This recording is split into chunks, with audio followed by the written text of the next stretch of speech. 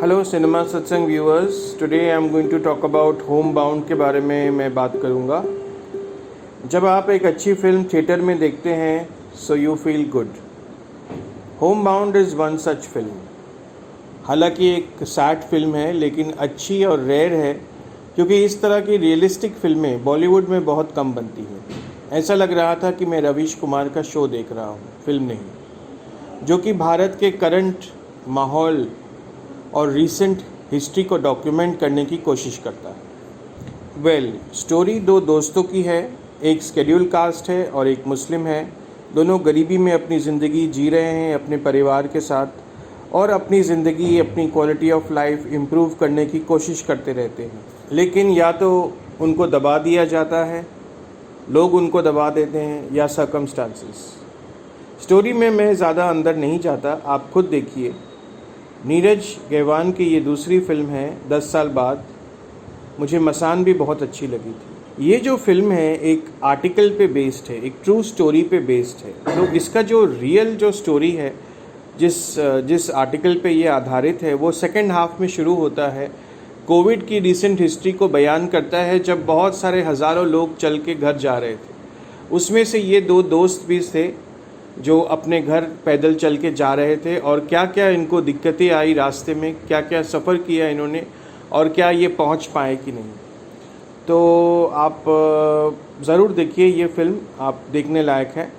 Performances की अगर बात करें तो ईशान खट्टर ने इस फिल्म में बहुत अच्छा काम किया है। पहले मुझे इतना पसंद नहीं आता था, लेकिन इसमें आप कह सकते हैं कि he has done exceptionally well.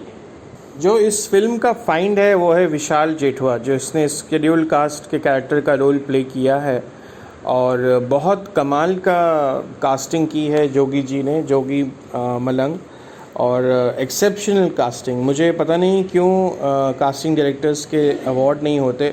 और उसकी माँ का जिन्होंने रोल किया है, दैट्स ऑल्सो ब्रिलियंट कास्टिंग। उन लोग बहुत ही ऑथेंटिसिटी, माँ जो है उसकी, वो माँ, सिस्टर, पिताजी, माँ का थोड़ा बड़ा रोल है, इमोशनल रोल है। She brings a lot of realism to the film. और जो तीसरी उनकी जो दोस्त है और विशाल जेठवा की लव इंटरेस्ट है, Janhvi Kapoor. I don't know why she is there in the film. उनका कुछ ज़्यादा काम तो है नहीं, एंड पुअर बेचारी, जितना भी सिंसियर एफर्ट किया है उन्होंने ये दलित कैरेक्टर प्ले करने का, but she is completely misfit. Neeraj का डायरेक्शन सुपर्ब है, स्पेशली सेकेंड हाफ में बहुत अच्छा डायरेक्शन है। उसमें एक चीज़ मैं आपको कहना चाहता हूँ, स्टोरी उनकी काफ़ी, ये फिल्म ऑटोबायोग्राफिकल है, क्योंकि वो खुद भी दलित हैं, तो काफ़ी ऑटोबायोग्राफिकल एलिमेंट्स है। जैसे कि विशाल जेठवा अपने आप को as a schedule caste accept नहीं कर पाता है और झूठ बोलता है बहुत सारी जगह पे। इस तरह का इम्पोस्टर सिंड्रोम नीरज के अंदर भी था, और फाइनली वो एक्सेप्ट कर पाया, और उसको प्राउडली वो ज़िंदगी जी पा रहा है। सिमिलरली जो कैरेक्टर है फिल्म में, finally he accepts his identity.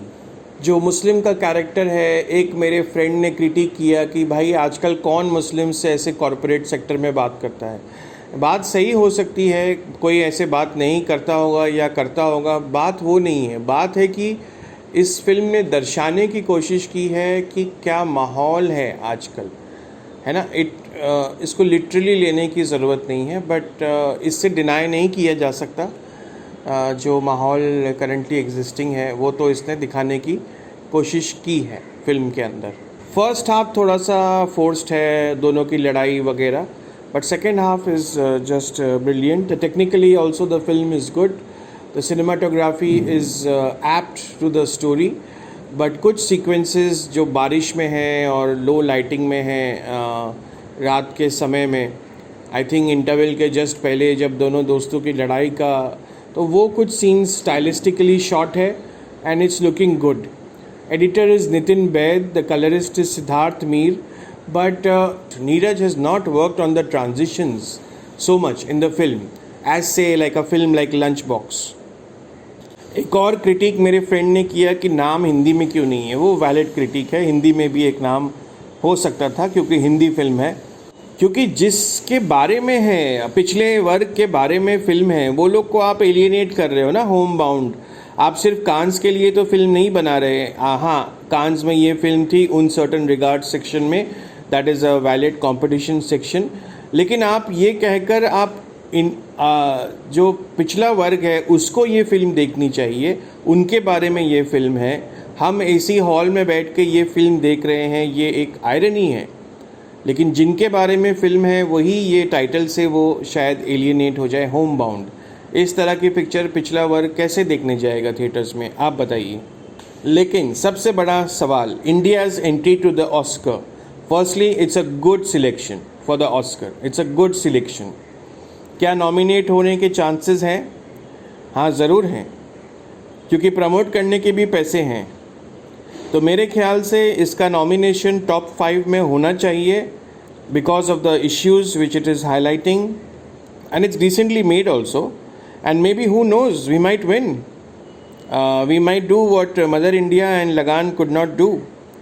So fingers crossed and all the best Neeraj Homebound, and maybe some producers are lucky.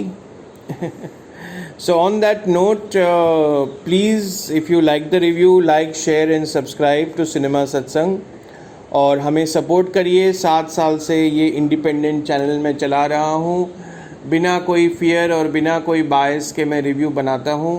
तो प्लीज़ आप अब हमें सपोर्ट करना शुरू करिए। ये कोड है, स्कैन करिए।